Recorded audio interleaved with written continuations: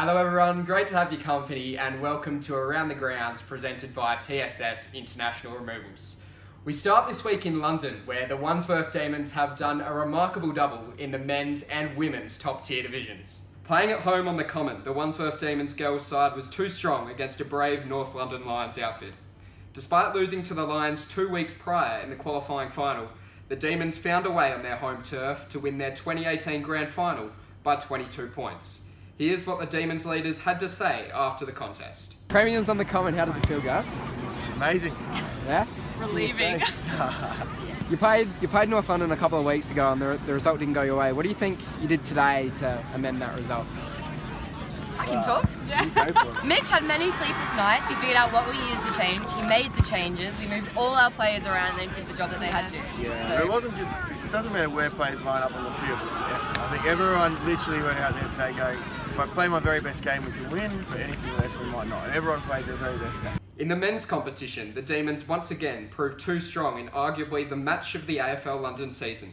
Having got off to a strong start, the Wildcats made inroads in the second and third quarters to cut the margin to just 3 points at the last change. It was a tight and tense affair in the last quarter, but the Demons held on to win the fixture by just 1 point. For those of you who haven't seen it yet, here's the Demons song after their memorable victory on Saturday.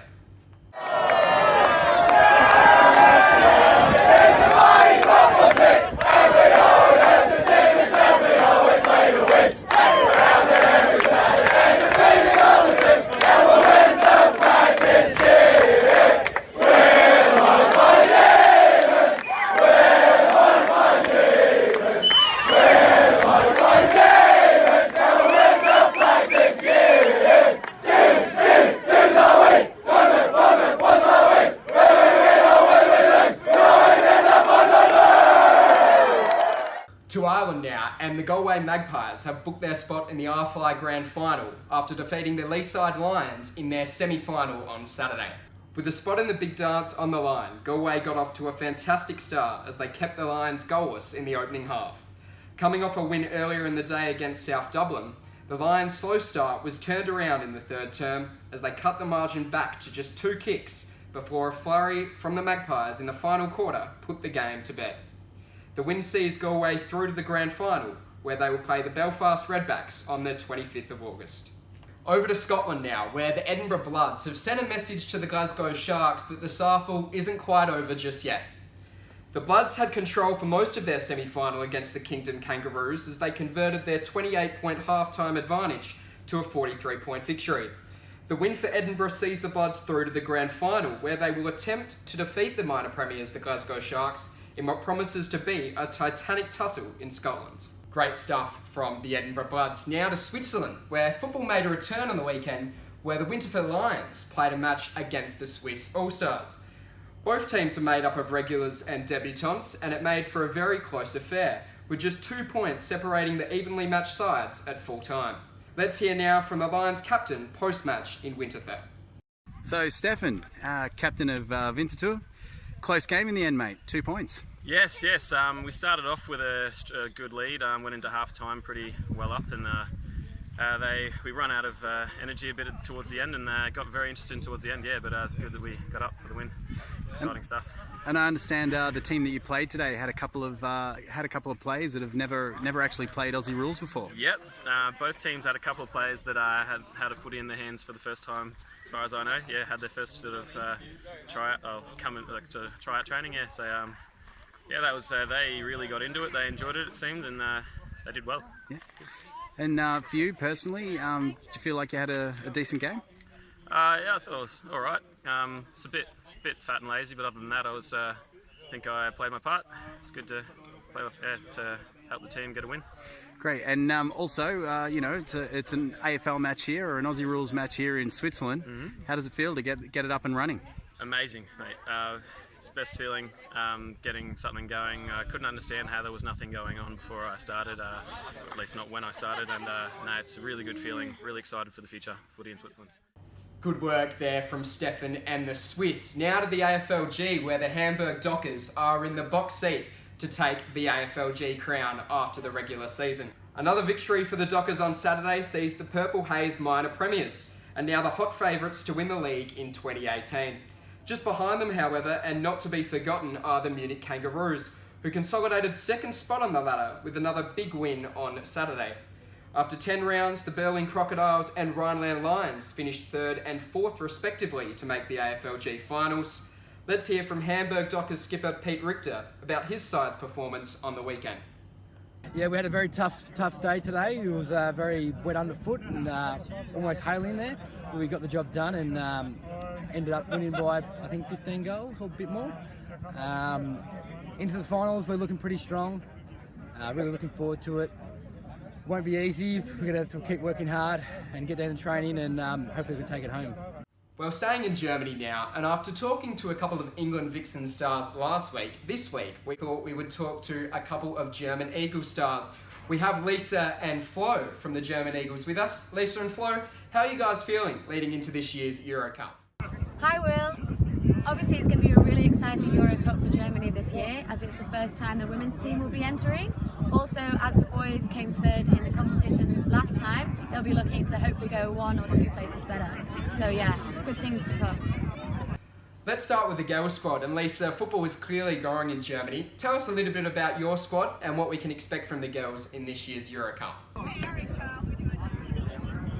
So after the Euro Cup last year, there were a few girls who were like, we want to do this. They'd gone along with their boyfriends and were like, next year we need to have a German team. So in November I moved to Hamburg in Germany and really put a lot of effort into trying to get more women playing. So we've been running some exhibitions across the country. A few weeks ago we had a really successful 9-a-side game from Berlin against Hamburg with lots of the girls and the national team who were playing. So we have a full squad of 16. We have a couple of girls who have played in Australia and have recently moved over, and a few girls who have only really taken the spot up in the last couple of months.